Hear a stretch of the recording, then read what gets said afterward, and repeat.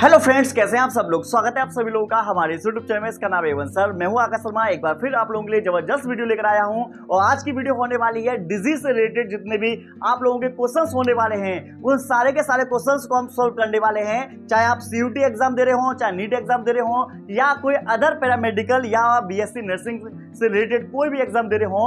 अगर आप हिंदी मीडियम में कोई भी पेपर आता है और बायोलॉजी वाला पूछा आता है तो भैया ये वाला क्वेश्चन, मतलब ये वाले जो क्वेश्चन जो मैं कराने वाला हूं, ये 100% आप लोगों के पेपर के अंदर छपने वाले हैं। तो बिना टाइम वेस्ट करते हुए चलते हैं अपने क्वेश्चंस की तरफ। अगर वीडियो आप लोगों को पसंद आए तो वीडियो को लाइक शेयर सब्सक्राइब आप लोग दबा कर ठोकना। और आपको बता दें, इससे पहले फर्स्ट एंड सेकेंड जेनेटिक्स वाला और रिप्रोडक्शन वाला मैं 2 यूनिट करा चुका हूं, 2 यूनिट के इंपोर्टेंट क्वेश्चन करा चुका हूं, तो वो वीडियो जाकर आप लोग जरूर देखिएगा। आइए आपका बिना टाइम वेस्ट करते हुए चलते हैं सबसे पहले क्वेश्चन की तरफ। आइए, शब्द स्वास्थ्य को कई तरह से परिभाषित किया गया है। हाँ जी, सही बात है, स्वास्थ्य को कई तरीके से परिभाषित कर चुके हैं। स्वास्थ्य की सबसे सही परिभाषा होगी, अगर हम ये कहें कि हम बिल्कुल स्वस्थ हैं तो उसकी सबसे सटीक परिभाषा क्या मानी जाती है?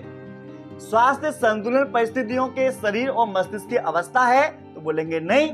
स्वास्थ्य एक मुस्कुराते चेहरे का प्रतिबिंब है। जैसे मान लीजिए मैं आपके सामने मुस्कुरा रहा हूं तो ऐसे जरूरी थोड़ी है मैं ठीक हूं एकदम, नहीं। हो सकता है मेरे दिमाग में टेंशन हो लेकिन तुम्हें दिखाने के लिए मैं मुस्कुरा रहा हूं, ऐसा हो सकता है ना। ऐसा ही है, अभी मेरी जेब से पैसे खर्च हो गए तो इसलिए मुझे थोड़ा मूड टेंशन में है, लेकिन कोई दिक्कत नहीं, पैसा तो आता मिले, आता जाता रहता है। मतलब मेरा कहने का मतलब ये था कि ये इसमें नहीं आएगा। स्वास्थ्य संपूर्ण शारीरिक, मतलब पूरा शरीर ठीक होना चाहिए, मानसिक दिमाग भी ठीक होना चाहिए, सामाजिक मतलब ये भी ठीक होना चाहिए, रूप से स्वस्थ होने की अवस्था है। अगर ये तीनों चीजें बिल्कुल सही हैं तब हम कहेंगे कि भैया आपका स्वास्थ्य एकदम ठीक है। तो आप लोग मुझे कमेंट सेक्शन में बताइएगा कि आप लोग स्वस्थ हैं या नहीं, दिमाग से, शरीर से और सामाजिक स्वास्थ्य एकदम क्लियर है या नहीं। और मैं जानता हूं 95% नो बोलेंगे, यस तो नहीं आ सकता, क्योंकि कोई ना कोई परेशानी हमारे शरीर के दिमाग के अंदर लगी रहती है। आइए, वे जीव जो पौधे और जंतु में रोग उत्पन्न करते हैं कहलाते हैं, उन्हें क्या बोलेंगे? उन्हें बोलेंगे रोगजनक। रोगजनक को बोलते हैं रोगाणु। ऐसा रोगाणु जो पौधे या जंतु में रोग करता है उसे रोगाणु बोलेंगे। वाहक, वाहक कौन सा होता है? जो बीमारी को फैलाता है उसे बोलेंगे वाहक। जैसे मलेरिया का वाहक कौन है? मादा एनाफिलिस मच्छर है। हैजा का वाहक कौन है? मक्खी है, ठीक है ना। और कीट, कीट तो मतलब इंसेक्ट वगैरह होते हैं। कृमि, कृमि जैसे हाथी पांव हो गया, फीता कृमि हो गया, ठीक है। और एस्केलमंथिस होता है, ठीक है, एस्केरिस कृमि हो गया। तो ये सारे कृमि होते हैं जो गोल कृमि या चपटे कृमि में आते हैं, ठीक है। टाइफाइड की पुष्टि के लिए उपयोग किया जाने वाला रासायनिक परीक्षण है। तो आपको मैं समझा रहा हूं, बहुत ध्यानपूर्वक देखिएगा, सुनिएगा। एलिसा टेस्ट, तो एलिसा टेस्ट कराते हैं एड्स में, ये ध्यान रखिएगा, ठीक है। एसा टेस्ट जो होता है, ये देखते हैं। पीसीआर जो होता है, पीसीआर का टेस्ट कराते हैं अनुवांशिक बीमारी को पता लगाने के लिए, उत्परिवर्तन को पता लगाने के लिए, उसके साथ साथ में डीएनए का संवर्धन करने के लिए, पैतृक परीक्षण में माता पिता की जांच करने के लिए कि बच्चे के माता पिता कौन है, पीसीआर टेक्नोलॉजी। विडाल टेस्ट, तो आपको बता दें यहां पर आपने एक कॉमन सेंस लगाया कि यहां पर एलिसा, पीसीआर, ईसीआर जिस सब भैया आने इंग्लिश में दे दिए, और यहाँ पे इसको ऐसी का आफत आ गई, वो जो है ना विडाल दे दिया और विडाल हिंदी में लिख के दिया इसने। तो भैया ये वाला विडाल है ना, भैया इसका आंसर है। तो टाइफाइड में कौन सा टेस्ट कराते हैं? टाइफाइड में विडाल टेस्ट को कराया जाता है। आई थिंक बिल्कुल क्लियर होगा आपको। आगे देखो, रोगों को व्यापक रूप से संक्रामक और असंक्रामक रोगों में वर्गीकृत किया गया है। नीचे दिए गए सूची में संक्रामक रोगों को पहचाने। 4 हमारे पास बीमारी दे रखी है। संक्रामक बीमारी कौन सी है? ऐसी बीमारी जो एक व्यक्ति से दूसरे व्यक्ति में पहुंच जाती है उसे संक्रामक रोग कहा जाता है, ठीक है। लेकिन एक बात बता दें, असंक्रामक बीमारी ऐसी बीमारी जो एक व्यक्ति, रोगी व्यक्ति से स्वस्थ व्यक्ति में ट्रांसफर नहीं होती, उसी को बोलते हैं एलर्जी, मतलब असंक्रामक रोग, ठीक है। और कुछ बीमारी ऐसी होती है जो बच्चे में जन्म से होती है, उसे बोलते हैं जन्मजात रोग। ये भी बता दिया, डाउन सिंड्रोम, तो एलिफेंटा सिंड्रोम, वर्नाता, हीमोफीलिया, ये सारी चीजें। कैंसर और एलर्जी, एलर्जी जैसे मान लो अभी गर्मी लग रही है, मुझे गर्मी लग रही है, ठीक है, या कोई गोली मुझे रिएक्शन कर रही है तो एलर्जी होगी मेरे शरीर में, तो मेरे पास में जो बैठेगा उससे एलर्जी थोड़ी ना होगी, ठीक है ना। एलर्जी बस कवक द्वारा बनना हो, वो वाली ना हो बस, ठीक है। तो इन्फ्लुएंजा और स्मॉल पॉक्स, ये दोनों बीमारी जो होती हैं ऐसी हैं जो एक व्यक्ति से दूसरे व्यक्ति में आसानी से फैल जाती हैं। तो इसीलिए हमारा आंसर जो आएगा दूसरा चौथा आएगा।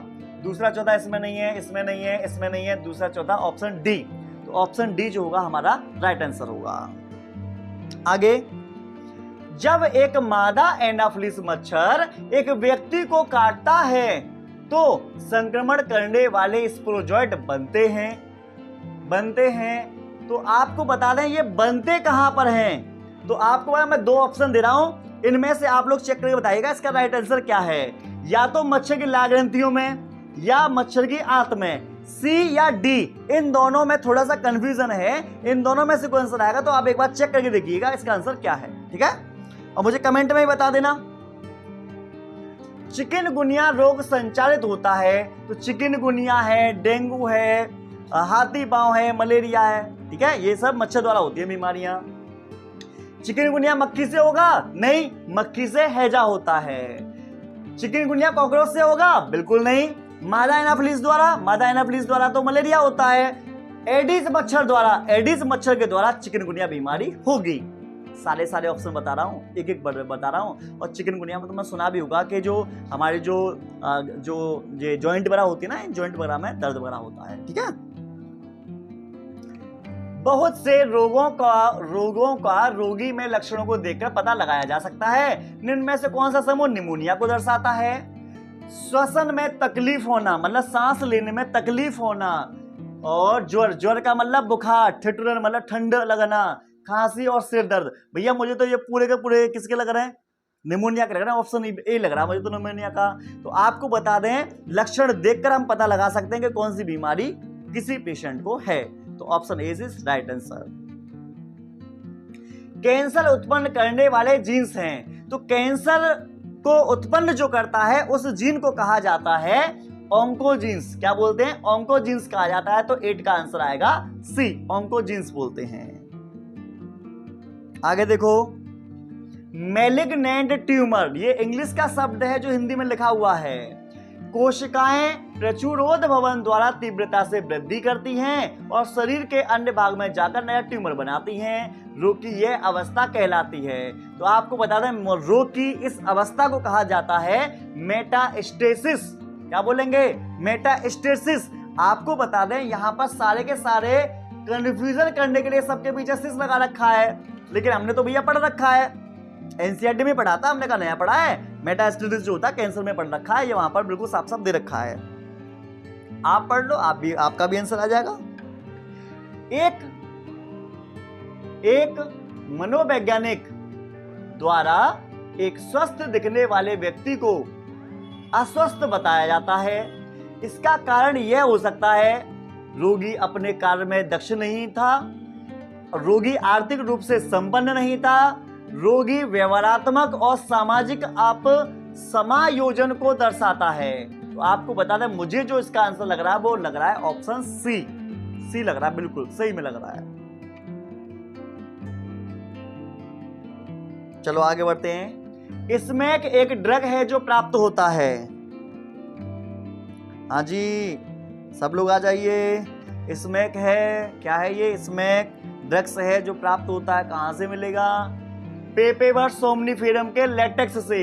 पेपेवर सोमनिफेरम जो होता है ये अफीम का बॉटनिकल नेम है, और इसके कच्चे फल से दूध जैसा पदार्थ लेटेक्स निकलता है और उसी से बनाया जाता है क्या? स्मैक। क्या बनाएंगे? स्मैक या हेरोइन बोल देते हैं, ठीक है। चलो आगे देखो, ये दे रहा है कैनाबिस सैटाइवा। कैनाबिस सैटाइवा से भागवंती है। धतूरा भी भोले बाबा पे चढ़ता है। एरिथ्रो, नहीं ये तो गलत है, ये नहीं है। आगे बढ़ते हैं, चलो। वायरल संक्रमण से एक कोशिका में उत्पन्न होने वाला पदार्थ जो अन्य कोशिकाओं को संक्रमण में सुरक्षित रखता है उसे क्या बोलेंगे? तो आपको पता है, वायरस द्वारा संक्रमित कोशिका जो होती है एक विशेष प्रकार का प्रोटीन बनाती है, जिसकी खोज आइजैक्स व लिंडरमैन ने की थी। तो आपको पता है इसमें आंसर जो आएगा वो आएगा इंटरफेरोन। क्या आएगा? इंटरफेरोन इसका आंसर आएगा। ऊतकों और अंगों के प्रत्यारोपण द्वारा कुछ रोगियों को बचाना असफल हो जाता है, क्योंकि रोगी द्वारा उस ऊतक अंग को नकार दिया जाता है। इसके लिए किस प्रकार की प्रतिरक्षा अनुक्रिया उत्तरदायी होती है? देखते हैं भैया कौन सी है, जो हमें लगेगा हम तो वही बताएंगे। स्वयं प्रतिरक्षा अनुक्रिया गलत, तरल वाली ये भी नहीं है, कार्यगी वाली नहीं है। कोशिका माध्यस्थ प्रतिरक्षा अनुक्रिया, सेल मेडिएटेड इम्यूनिटी, ये वाली आएगा इसमें, ऑप्शन डी आएगा। कौन सा आएगा? Option D. अगर अंगों का प्रत्यारोपण कर रहे हो, अगर अंग नकार दिया जा रहा है, भैया ये वाला है, ऑप्शन डी आएगा। आगे, कोलोस्ट्रोम में उपस्थित एंटीबॉडी जो नवजात को कुछ बीमारियों से बचाता है होती हैं। तो आपको बता दें, माँ के दूध में जो शुरुआत में पीला गाढ़ा दूध निकलता है उसको कोलोस्ट्रोम बोलते हैं। उसके अंदर एंटीबॉडीज पाई जाती है, IgA। कहाँ है? IgA। तो option B is right answer. तंबाकू का उपयोग एड्रीनलिन और नॉन एड्रीनलिन के स्रावण को प्रेरित करने के लिए ज्ञात है। इसे उत्पन्न करने वाले अवयव हो सकते हैं। कौन से हो सकते हैं? तो आपको बता दें, तंबाकू के अंदर एक विषैला पदार्थ मिलता है, नशीला पदार्थ मिल रहा है, जिसे बोलते हैं हम निकोटीन। क्या बोलेंगे? निकोटीन बोलेंगे। ठीक है। सांप के जहर के विरुद्ध एंटीवेनम में होते हैं। क्या होते हैं एंटीवेनम में? देखते हैं। एंटीजेंस नहीं है, एंटीजन एंटीबॉडी कॉम्प्लेक्स गलत, एंटीबॉडीज राइट आंसर। तो एंटीवेनम में जो होते हैं वो होता है एंटीबॉडी। आगे, निम्न में से कौन सा एक लसिकाभ ऊतक नहीं है? कौन सा नहीं है? टॉन्सिल है, थाइमस है, प्लीहा है, लेकिन अग्नाशय। अग्नाशय जो होता है ये थाइमस, ये मतलब जो लसिकाभ ऊतक जो होते हैं इसकी कैटेगरी में ये बिल्कुल भी नहीं रखा जाता है। आगे देखो, निम्न में से कौन सी ग्रंथि जन्म के समय बड़े आकार की होती है परंतु उम्र बढ़ने पर आकार में कम होने लगती है? तो ऐसी ग्रंथि जो होती है हमारे कहाँ मिलती है? ये मिलती है हृदय के पास, ऐसे यहाँ पर छाती में मिलती है। इसको बोलते हैं थाइमस ग्रंथि। पहले इसका आकार बढ़ता है, फिर धीरे धीरे छोटा होता चला जाता है। हीमोजोइन है एक। क्या है हीमोजोइन? बताते हैं। प्लाज्मोडियम संक्रमित कोशिका से मुक्त टॉक्सिन। मतलब ये जो प्लाज्मोडियम जो होता है आरबीसी को ब्लास्ट कर देता है, तो आरबीसी जो होता है वहां से एक विषैला पदार्थ निकलता है, उसी को हम हीमोजोइन बोल देते हैं। निम्न में से कौन सा एक दाद को उत्पन्न करने वाला जीव नहीं है? साफ साफ बोला गया नहीं है। माइक्रोस्पोरम है, ट्राइकोफाइटोन है, एपिडमोफाइटोन है, मैक्रोस्पोरम। मैक्रोस्पोरम से दाद नहीं होता, तो इसका आंसर जो आएगा वो ऑप्शन डी आएगा। आगे, सिकल सेल एनीमिया से पीड़ित व्यक्ति होता है, ठीक है, मलेरिया के लिए कम संवेदनशील होता है ऐसा व्यक्ति। सिकल सेल एनीमिया वाला जो पीड़ित व्यक्ति है मलेरिया के लिए कम संवेदनशील है, तो इसका आ जाएगा ऑप्शन सी। अभी तक जो तुमने क्वेश्चन पढ़े थे वो एक्सपेक्टेड क्वेश्चन थे, जिनके आने की संभावना पेपर में ज्यादा थी। लेकिन अब जो तुम क्वेश्चन पढ़ने वाले हो ये वो क्वेश्चन होंगे जो ऑलरेडी पेपर में आ चुके हैं, जिससे आपको आइडिया लग जाए कि मतलब किस तरह के क्वेश्चन पूछे गए हैं, क्या भाषा है, किस तरीके का हमें तैयारी करनी है, कितने कॉलम वाले क्वेश्चन है, कितना नेगेटिव टाइप का क्वेश्चन है, क्वेश्चन पूछने का क्या तरीका है। ये सारी चीजें आप लोगों को तब पता चलेंगी जब आप परीक्षा संग्रह को करेंगे। देखो, रोगी को निम्नलिखित में से कौन सा समूह जीवाणुओं द्वारा संक्रमित होता है? जीवाणु पूछा है, तो टिटनेस गलसुआ वायरस से होता है, गलत। हर्पीस इन्फ्लुएंजा वायरस से होता है, गलत। हैजा और टिटनेस ये दोनों जो होती हैं जीवाणु से तो होती हैं, तो ऑप्शन सी जो होगा बिल्कुल करेक्ट आंसर आएगा। आगे आपके सामने दे रखा है मिलान करना है। क्या करना है? मिलान में एक एक आप लोगों को सिखा दे रहा हूं, समझा दे रहा हूं, ये याद कर लेना डायरेक्ट।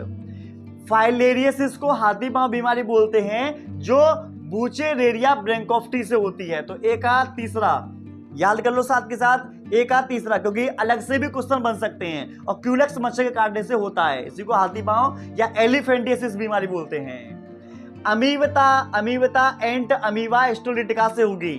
और गर्मी के मौसम में पेचिस जो हो जाती है ना, वो यही है, ठीक है। दूषित जल, दूषित भोजन मक्खियों द्वारा फैलती है।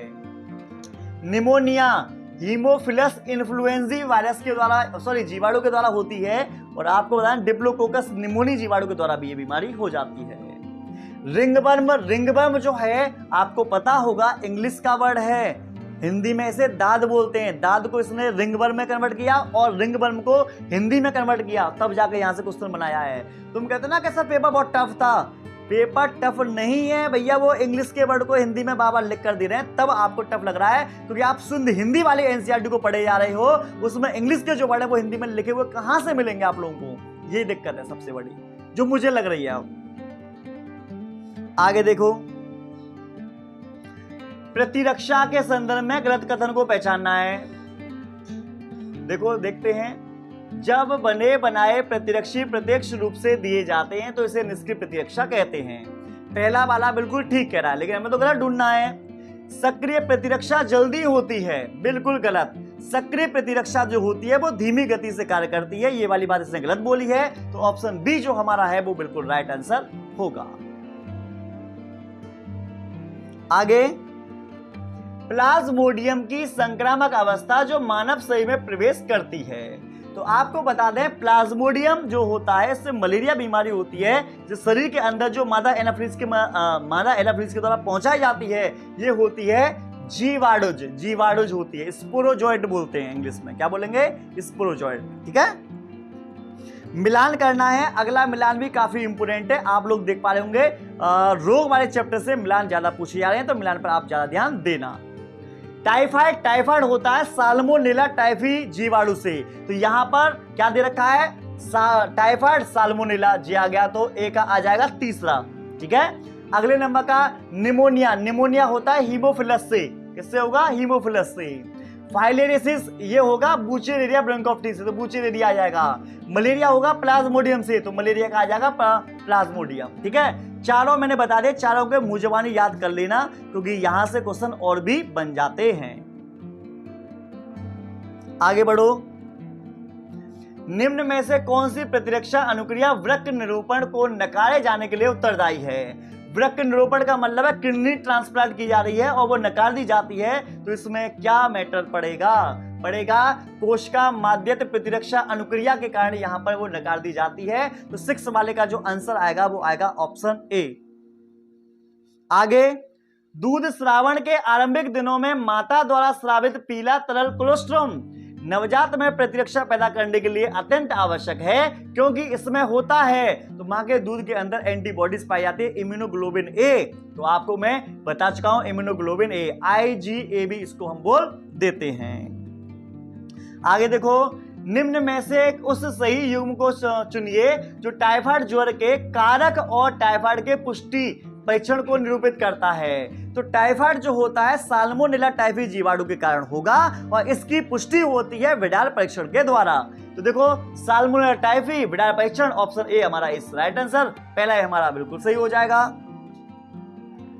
हेरोइन नामक ड्रग्स कैसे संश्लेषित किए जाते हैं। जब आप पढ़ोगे रोगवाई चैप्टर को, एनसीईआरटी को पढ़ोगे, तो वहां पर साफ साफ ये लिखा हुआ मिल जाएगा, कोई दिक्कत नहीं है, वहां लिखा हुआ है, मैंने खुद पढ़ा है। मॉर्फिन का एसिटिलीकरण से ये प्राप्त किया जाता है, तो 9 वाले का जो आएगा वो सी आंसर आएगा।